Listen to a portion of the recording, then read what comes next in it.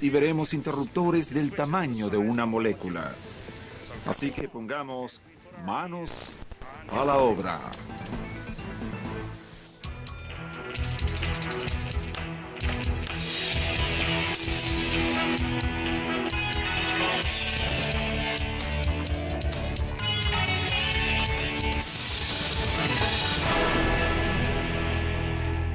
Un garaje es el mejor lugar para inventar objetos. Uno de esos objetos se inventó aquí, en este garaje de Palo Alto, California. Corría el año de 1938 y los inventores fueron Bill Hewlett y David Packard. Hoy Palo Alto es el corazón del Valle del Silicio.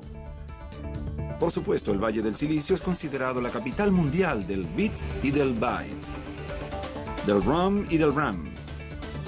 Es la cuna de los programas y los equipos que dominan la era de la informática.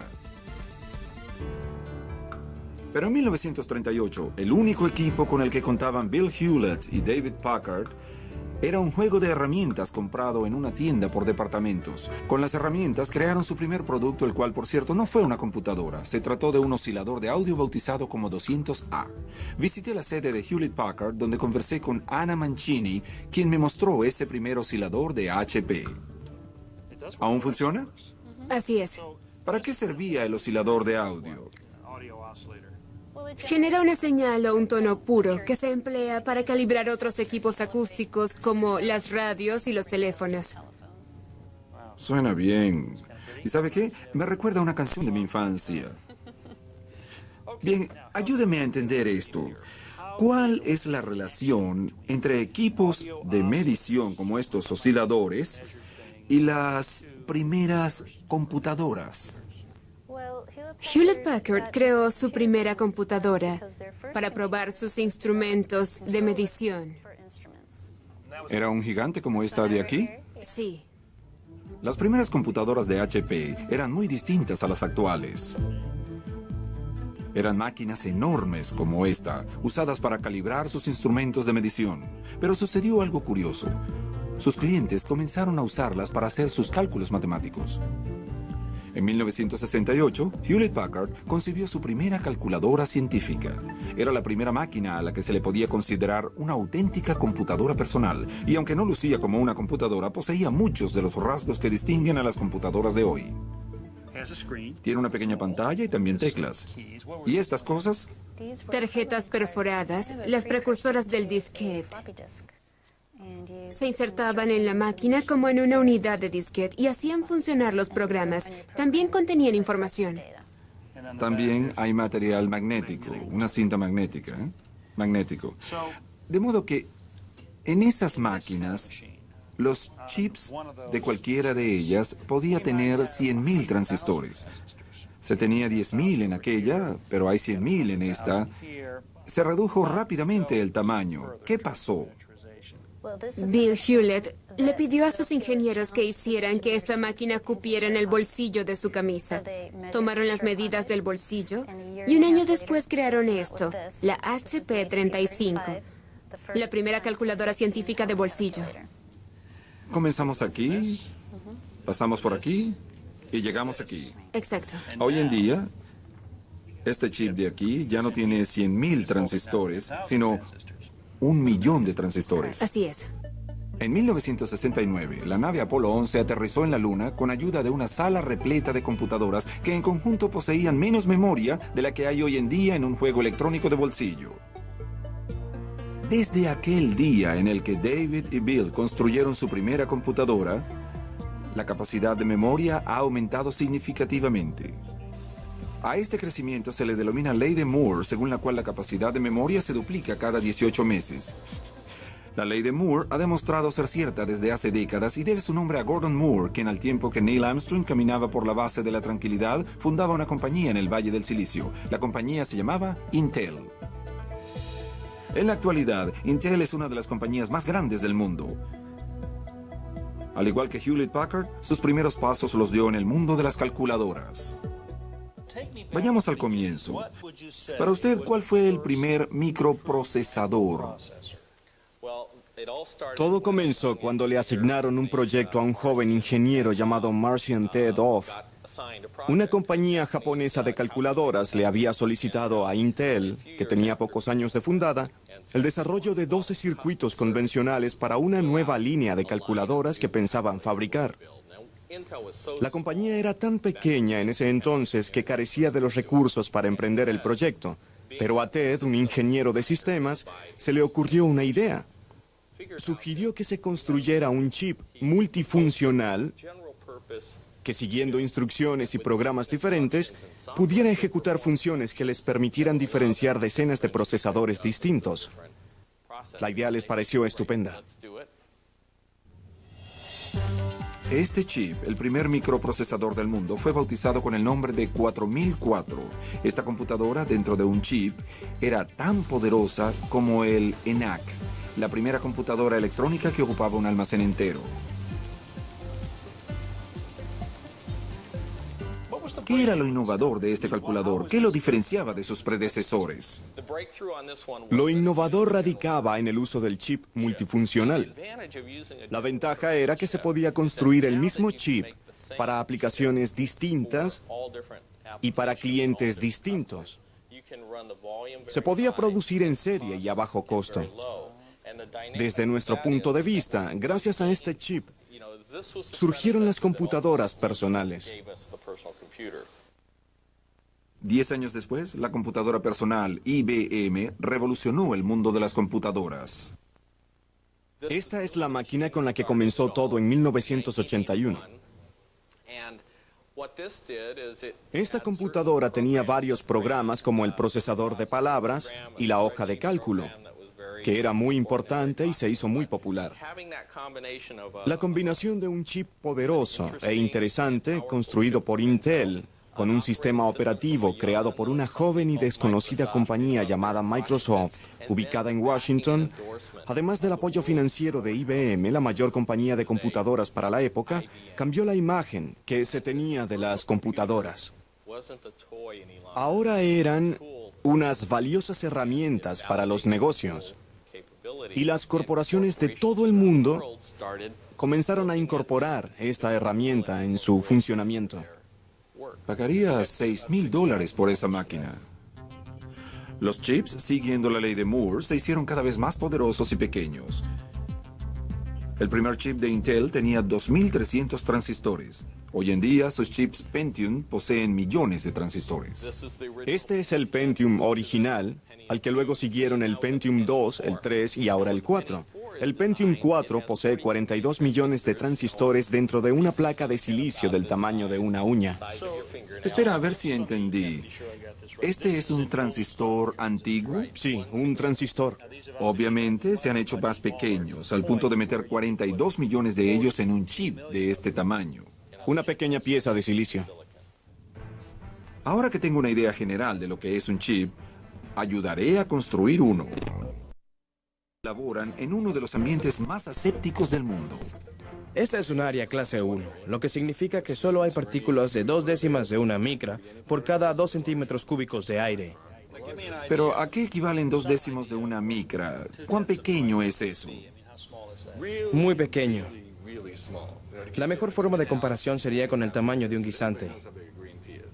¿Sí? En un ambiente de clase 1, 0,2 de una micra equivale a esparcir un guisante en un área de 3 kilómetros cúbicos. Así que es un ambiente absolutamente aséptico. Debe ser aséptico porque cualquier partícula que caiga sobre un microprocesador quedará adherida a él cuando se le coloque dentro de la oblea de silicio, algo que no queremos. Queremos tener tantos microprocesadores listos como podamos y de esa manera ofrecerle más a nuestros clientes. Necesito saber en detalle qué es un chip y cómo se fabrica. Bien, Ron no sabe mucho de electrónica. entiendo. No a ese nivel. Empezamos aquí en D2 con una simple oblea de silicio. ¿El silicio es cristal? Cristal hecho de arena. Entonces se parece a un plato de cristal. Algo parecido. Usamos obleas de 20 centímetros hechas de silicio, elaboradas con silicio puro. Es un excelente medio para fabricar nuestros chips, los cuales deben cumplir con una serie de pasos en la planta. De hecho, el proceso que realizamos ahora tiene 294 pasos. Para conocer de cerca estos pasos, decidí entrar en la sala limpia. Pero antes, debía ponerme el denominado traje de conejito. ¿No es increíble? De la era espacial. Ahora debes ponerte las botas. El banco es la antesala de la sala limpia y solo podré entrar en ella cuando me ponga las botas.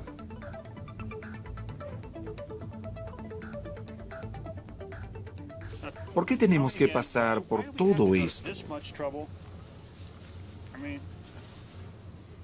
Porque es una sala limpia y debemos proteger nuestro producto, así que hay que cubrirse. ¿Es polvo? Polvo y partículas que traemos con nosotros. Es increíble lo difícil que es ponerse un traje de conejito.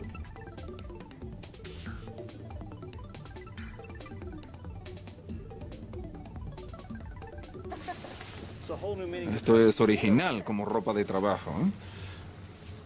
Listo. ¿Apretado? ¿Muy apretado? ¿Se ayudan los unos a los otros o se visten solos? Solo ayudamos a los nuevos. A los novatos, ¿eh? A los novatos. Nunca se lo ponen dos veces. ¿Los lavan antes de ponérselos de nuevo? Sí. Se lavan una vez a la semana. Entiendo. ¿Los ato? ¿Estoy descontaminado?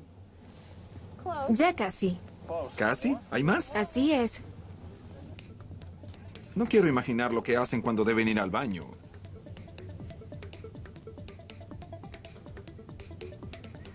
¿Para qué el casco?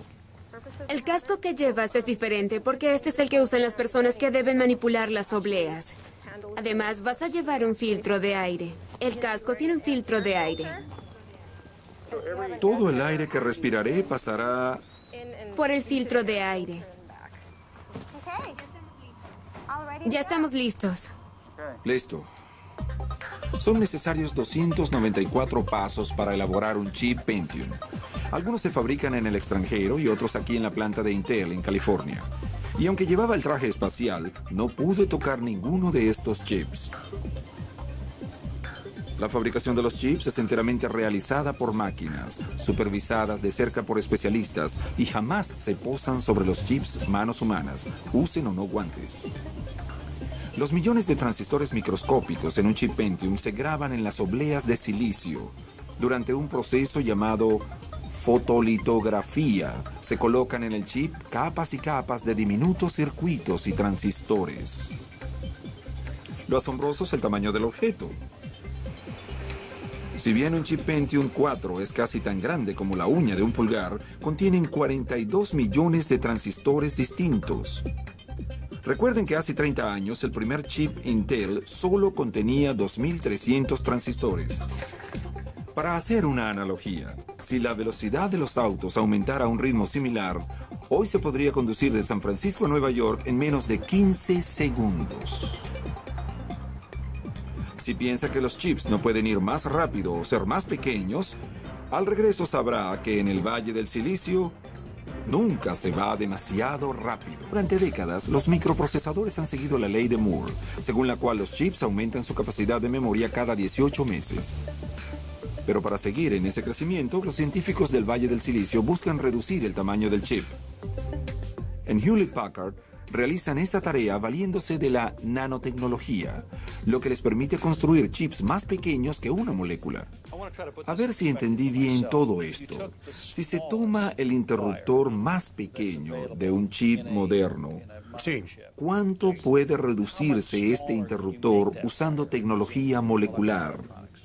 Hoy en día el interruptor más pequeño en un chip Pentium mide 180 nanómetros. Con ayuda de este dispositivo, ahora estamos creando interruptores de apenas 2 nanómetros de ancho.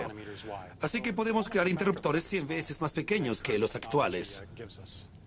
En 1938, Bill Hewlett y David Packard emplearon un juego de herramientas para fundar el Valle del Silicio.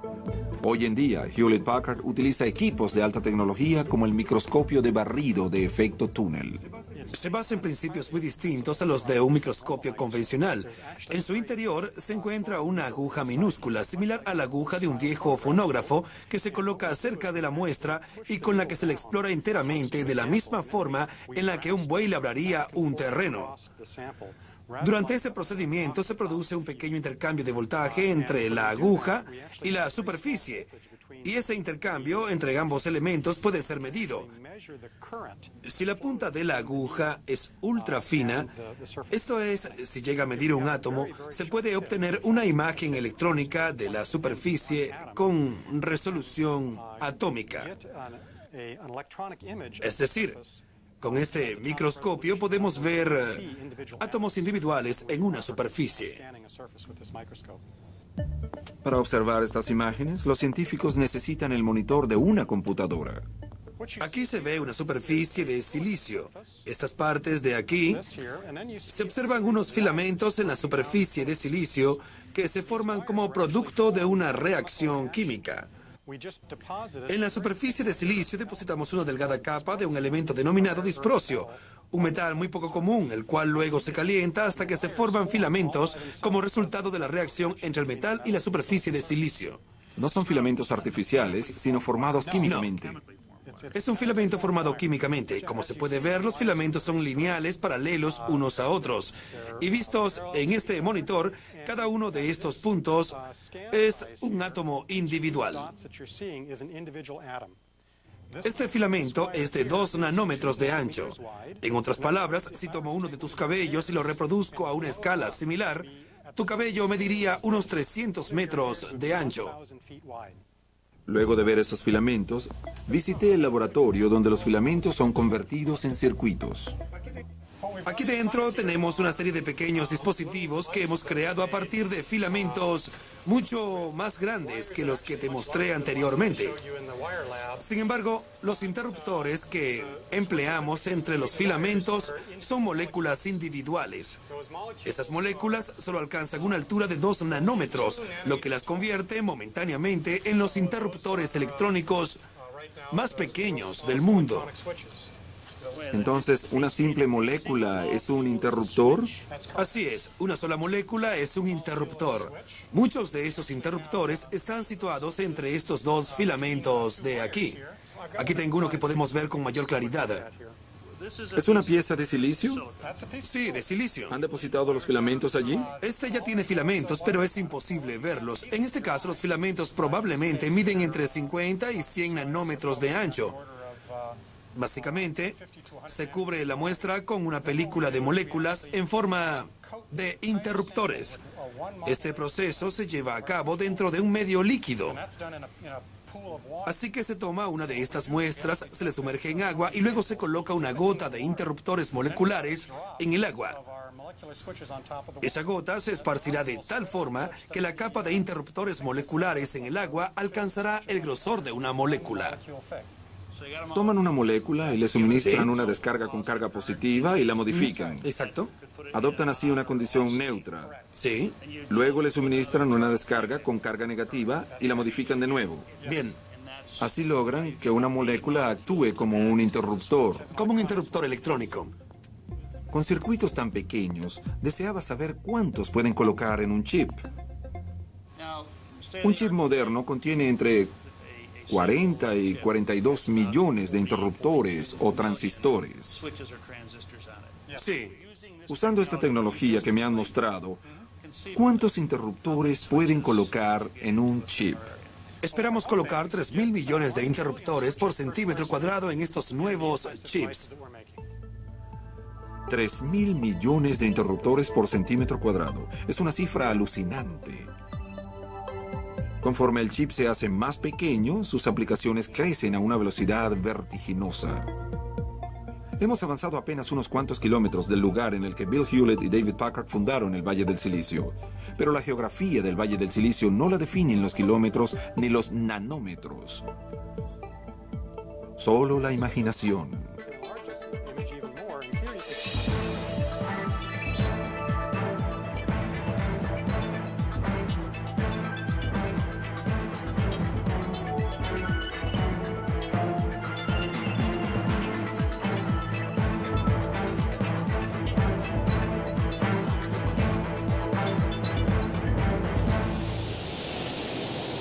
Consideramos la historia como una mera crónica del pasado. En algunos campos de la industria, la historia se mide en décadas o siglos, pero en el campo de la tecnología todo es cuestión de días o semanas. Lo que hoy es moderno, mañana puede ser antiguo. Para Manos a la Obra, les habló Ron Hazelton.